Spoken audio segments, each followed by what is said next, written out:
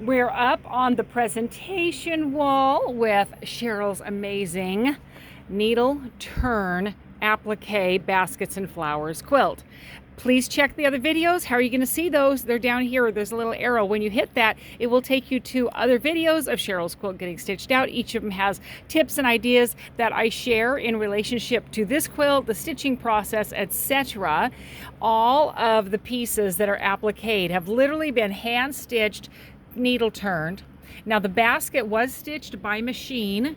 She turned this piece under and then she top stitched very neatly all the way around.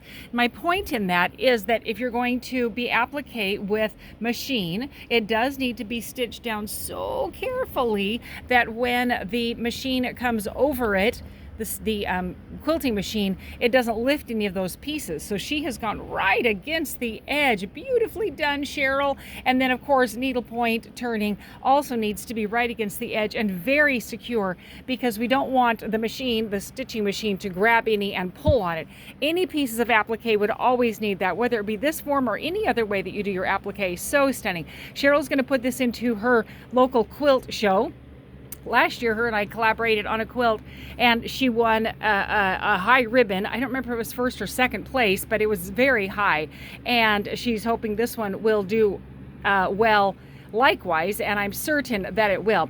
The design that we put on here is my Flutterby, a very sweet, soft, we're going to take that thread. She doesn't need to have that with her. A very sweet little design. And one of the reasons I chose that one is because it's not too busy, so it allows her work to shine. And there were some areas I had to literally modify the design a little bit, because some of the areas of her quilt were very thick and I didn't want the machine to be grabbing and pulling, and so some modification did happen. I also did the trimming on this quilt. Again, always suggest that you have me do your trimming. Look at that. When she shows up, it's going to look like it will right before the binding goes on. First impressions are amazing. She doesn't have any scraggly pieces of batting hanging off right there. It's ready to do the binding. Backing fabric is like a mottled blue, very nice. You can really see that design showing up there beautifully, which I love so much. It's such a great little design.